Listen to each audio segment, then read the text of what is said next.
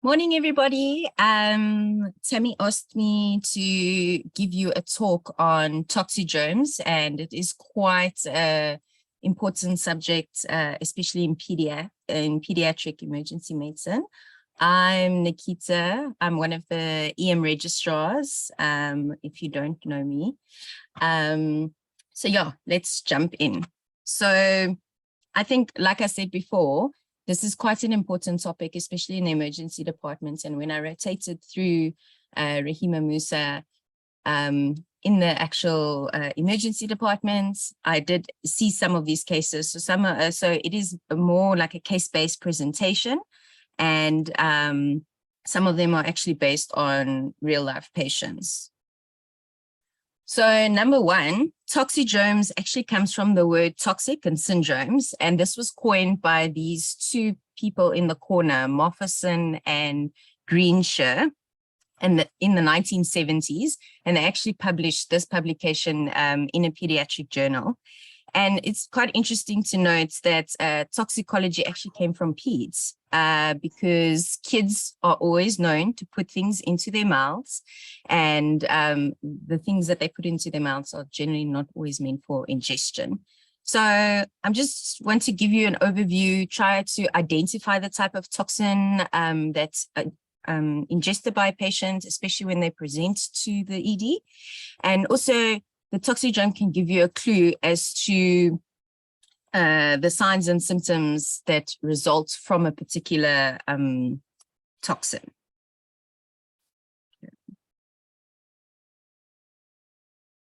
You'll also note that I am a Marvel fan, so that is why this is a Avengers presentation. So number one, when you assess a poison patient, number one, history is very important, and you always have to ask questions about what medications are in the house and any other substances that are available or within reach of a pediatric patient. Then when you go onto the physical examination, vital signs, number one, it always is our biggest clue when it comes to toxidromes. So that includes your blood pressure, your temperature, as well as your heart rate. Then if you go onto the eyes, I have a slide later on telling you about the eyes, but you need to check for the pupillary size and check if there's nystagmus.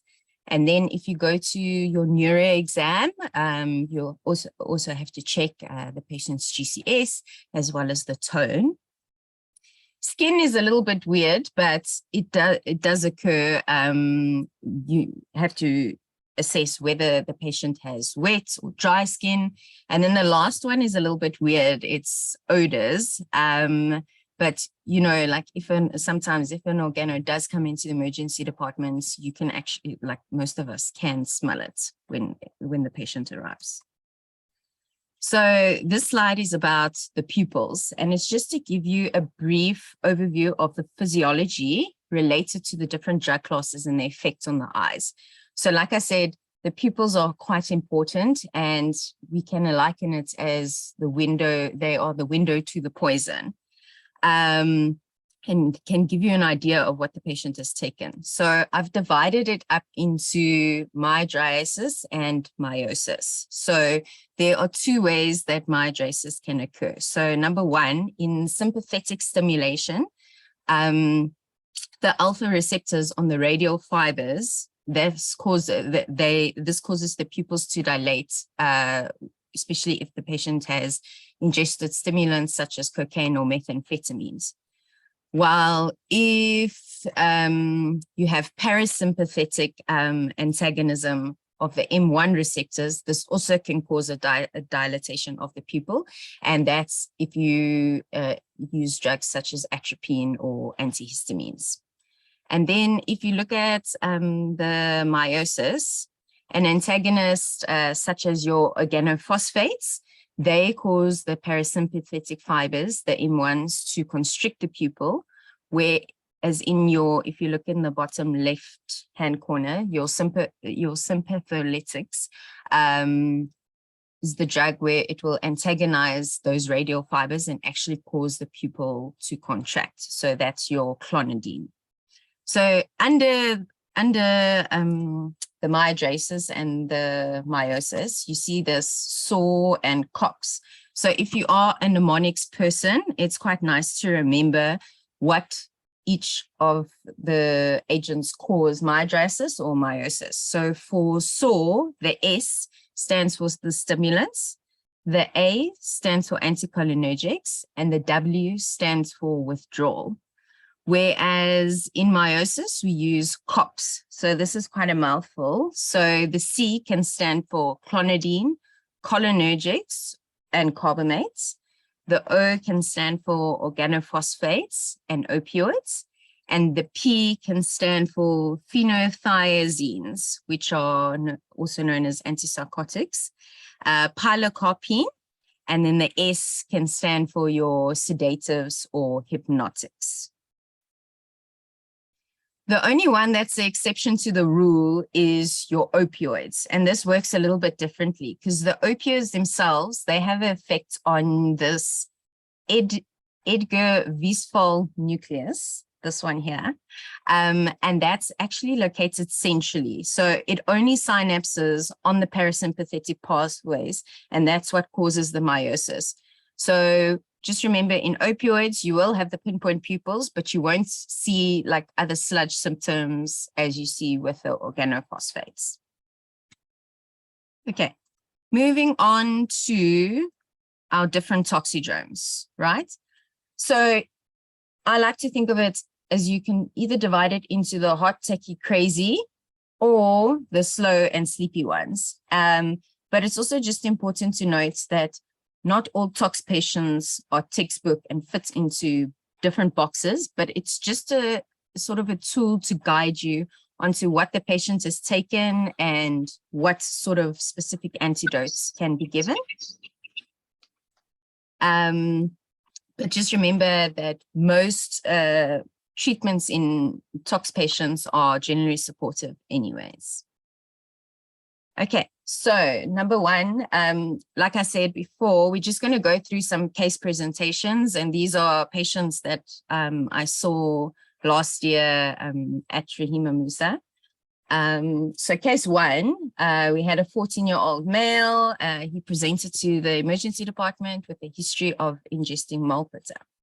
On arrival, he was restless, he had incoherent speech, visual hallucinations, and irrational behavior. Vitals, he had a heart rate, he had a tachycardia of 132, he was hypertensive, 150 over 155, and he had quite a high temperature of 38.7. Physical exam, his pupils were dilated bilaterally, he had dry mucous membranes, he was confused, and when we put in the urinary catheter, it drained 500 mils of urine immediately. So this is what we liken to, well, not a liken, it is an anticholinergic toxidrome. And the hallmark of this toxidrome is that agitated delirium. And it can be accompanied by variable signs. You can either get central or peripheral muscarinic or acetylcholine receptor blockade. So when you are when you have the central muscarinic blockade, that's caused the agitated delirium, and you can get fluctuating mental status, confusion, restlessness, fidgeting, hallucinations. It's kind of likened to this picture here, mad as a hatter, dry as a beet. That's that type of behavior. And then with the with the peripheral muscarinic blockade, that's where your pupils will be dilated. You get the sinus tachycardia, dry mouth, hot flush skin, the increased temperature, as well as the urinary retention. Sometimes even an ileus. So examples include your atropine. So sometimes when we over-atropinize a patient, you will see they get a bit crazy. Then your antihistamines, and even sometimes your TCAs and quetiapine. Okay, So on our next case, this was a 10-month-old female who presented to the ED, was very agitated with a history of unknown ingestion. On arrival, the patient was screaming and thrashing and was inconsolable by her mother. On her vitals, she also had a tachycardia of 190, blood pressure of 140/90, but a normal temperature. On her physical exam, she had diaphoresis, forehead, as well as anterior chest. That comes like when you're assessing the skin. She was severely agitated and both her pupils were dilated. And then on further history, it was revealed that the mother takes Concerta for her ADD and that some tablets were missing. So this would be your sympathomimetic toxidrome. And this is characterized by the agitated delirium and the diaphoresis with the tachycardia. So remember the other one was the previous patients there was no diaphoresis. They were quite dry. These patients have that diaphoresis. Okay. And examples of drugs that cause this could be your cocaine, any of your amphetamines, MDMA. So yeah, that's kind of how it is different from the anticholinergics. Okay, case 3. This is quite a rare case that you probably won't see very often. Oh, sorry.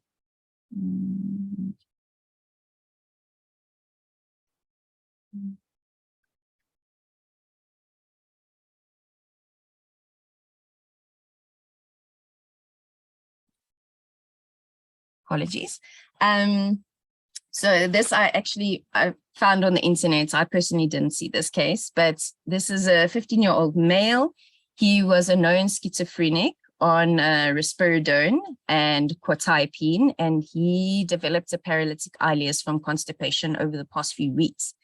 And then the case report said that he was admitted to the adolescent psych ward and he was kept NPO, and he was only given 15 milligrams of haloperidol IM and lorazepam of 10 milligrams IM.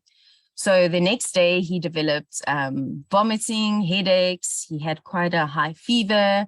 He had a tremor. He was quite stiff. He was confused, sweating, and had a tachycardia. So this is what we all hear about in med school, which is your neurolip malignant syndrome.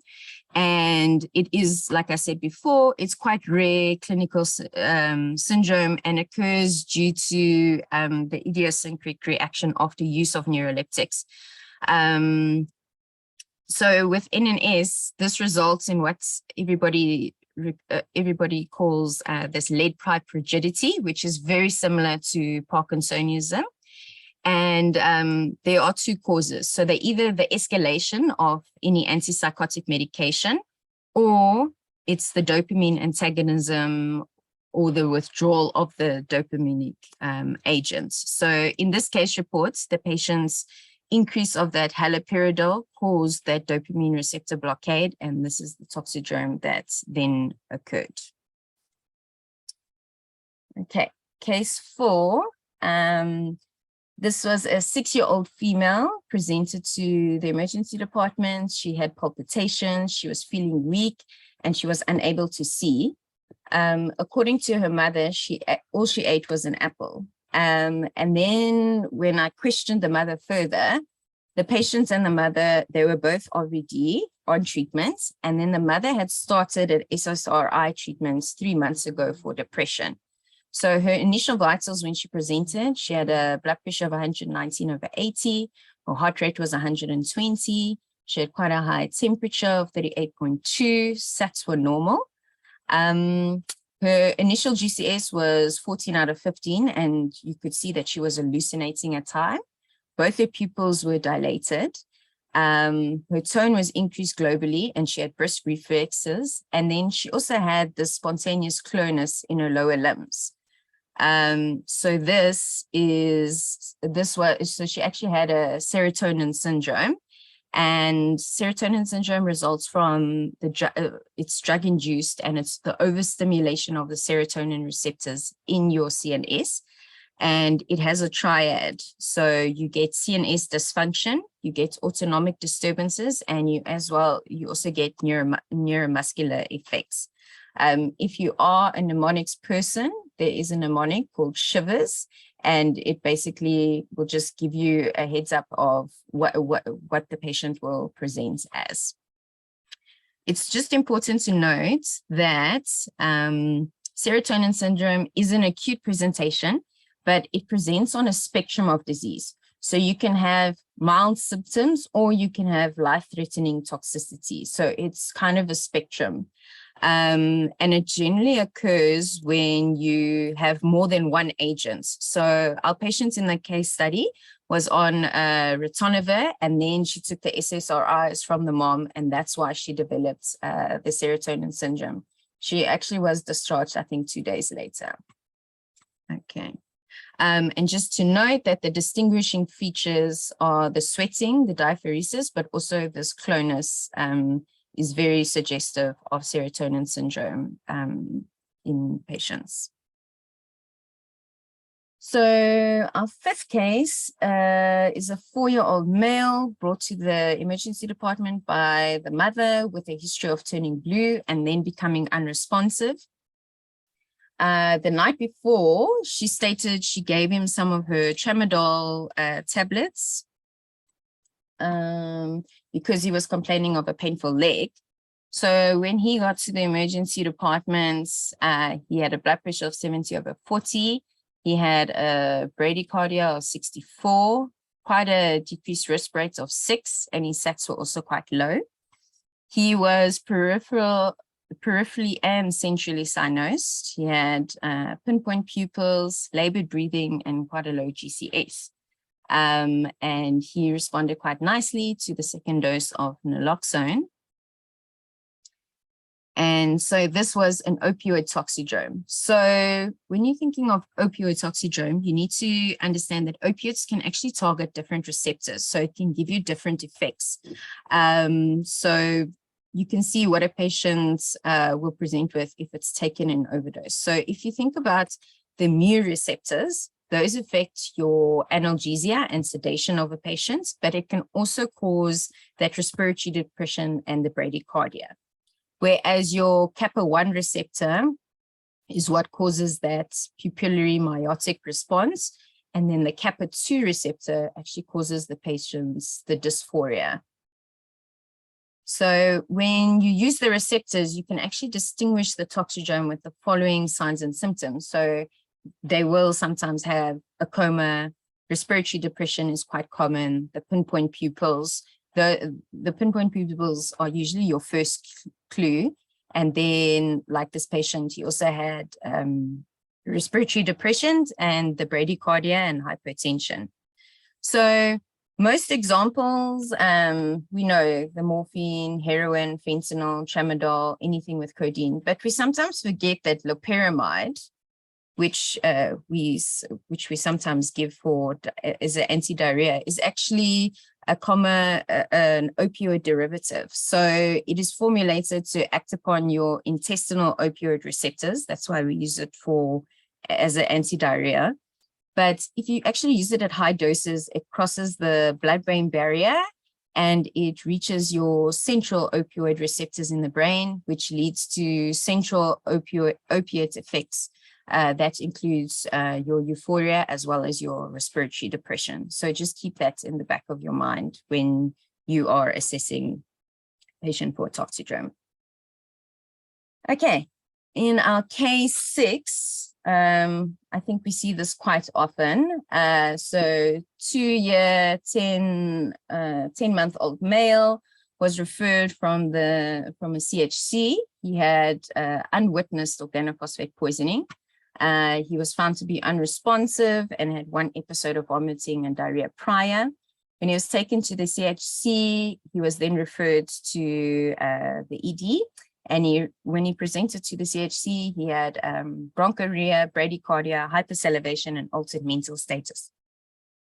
His vitals, he had a heart rate of 55, BP of 79/40, and quite low SATs, 45%. His pupils were pinpoint bilaterally. He was still having that diarrhea. He was hypersalivated, decreased level of consciousness, and he had Krebs bilaterally. And then he was subsequently stabilized after doubling doses of atropine given.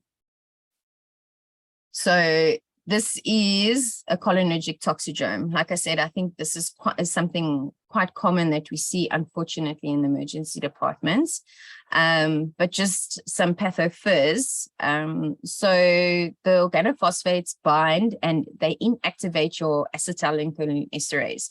So that's why you have this overabundance of acetylcholine at your neural synapses and at the neuromuscular junctions, as well as your central nervous system.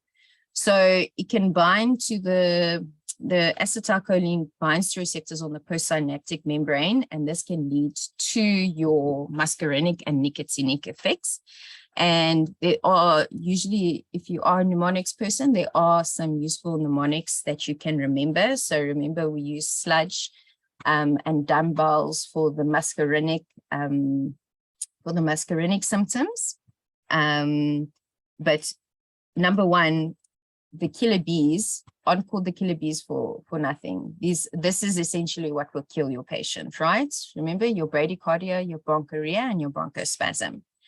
And then you can also get nicotinic effects. So I remember them as the days of the week. So Monday, Tuesday, Wednesday, Thursday, Friday, and Friday. And then we just add the hypertension in there. Okay, so that's your sludge and dumbbells. That's your killer bees. And that's your Monday, Tuesday, Wednesday, Thursday. And then also you get your CNS effects with your confusion and your coma.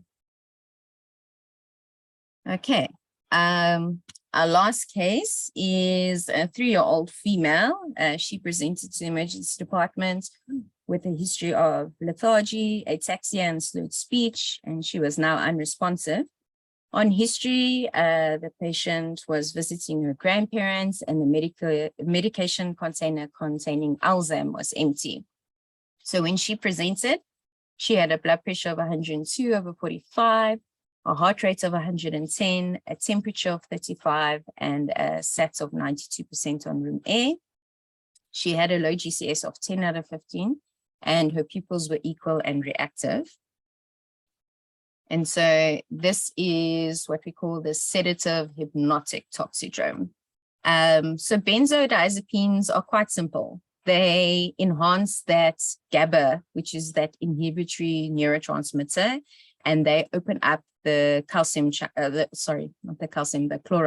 chlorine channels.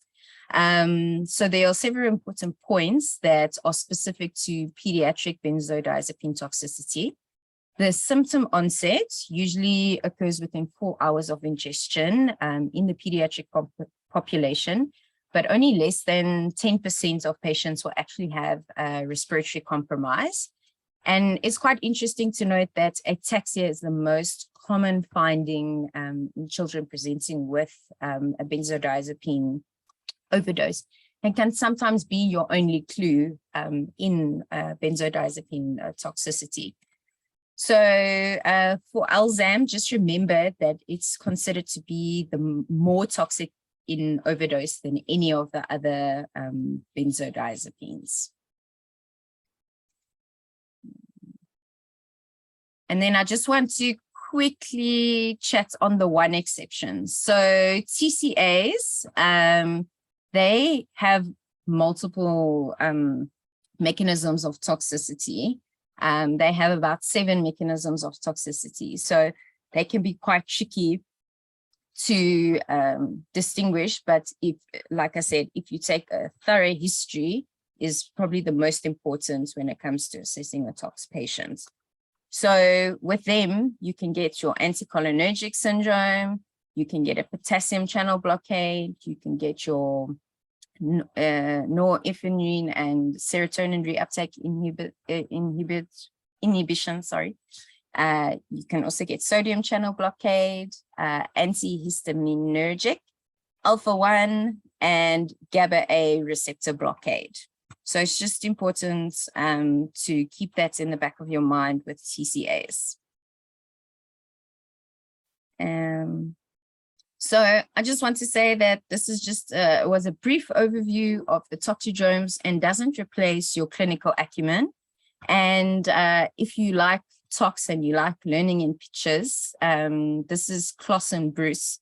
I found it actually on Life in the Fast Lane. They have all these very cool flashcards, an approach to Toxidromes, and it kind of is like that game Operation that we played when we were younger.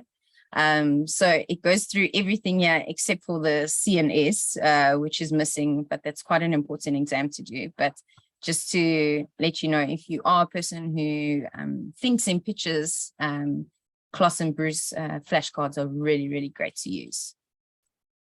And that is the end of my presentation. Anybody have any questions? I'm going to say thank you very much, Nakita. That was an awesome talk. And thank you for giving it to us again, because I know that you gave it to us last year. Yes. I'm going to say, is anybody got any questions or any comments? Now's your time, or forever hold your peace.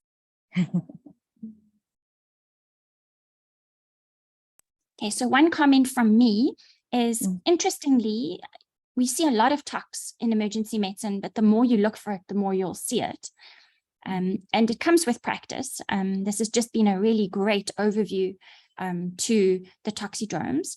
One thing to think about, it's also for our adult medicine colleagues, is that adult patients will present similarly to kids as well, because for a number of reasons, they've got decreased elimination, decreased renal function, decreased hepatic function, so they're not necessarily able to